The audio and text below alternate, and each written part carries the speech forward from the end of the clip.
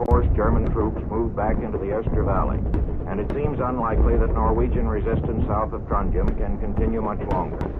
Along with their other successes today, the Germans finally opened the railroad from Oslo to Bergen after fighting their way through a tunnel 3 miles long.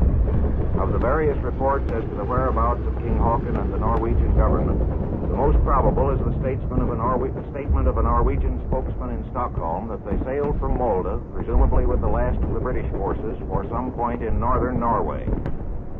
This and the fact that the British troops who got out of Andalsnes were apparently transferred to the Namsos area bears out the British statement that the Norwegian campaign now enters a new phase, presumably a closing in on Narvik and perhaps an attack on Trondheim from the north.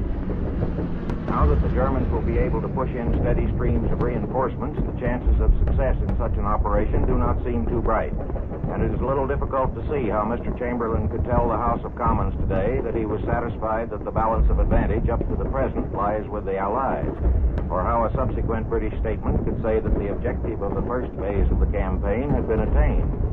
The German losses were undoubtedly heavy, both in warships and in men drowned in torpedoed transports or killed and wounded in land operations. But the British objective was presumably to keep them from establishing themselves in southern Norway, and from that point of view, the campaign was a total failure. Mr. Chamberlain said that the British battle fleet had put out to sea on Sunday, April 7th, after receiving information that large German naval forces were coming out, but he failed to explain why the British, with their great naval superiority, were unable to prevent the German landings at half a dozen points on Tuesday the 9th. Neutral experts feel there must have been a very poor cooperation between British air and naval forces to permit the Germans to get the jump on them. Once the Germans had occupied the Norwegian ports, at first in very light force, they might still have been driven out the first day or two by resolute naval action if the British had been willing to risk the loss of some of their capital ships, in which at present they have a superiority of 14-2. But they risked only one at Narvik, not the most important point. It may be that the first German air attack on the British fleet on Tuesday the 9th inflicted a great deal more damage than the British have admitted.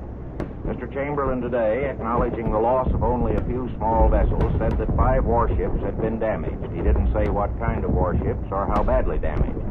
But at any rate that day, Tuesday, April 9th, seems to have been the best chance the British had to stop the German invasion.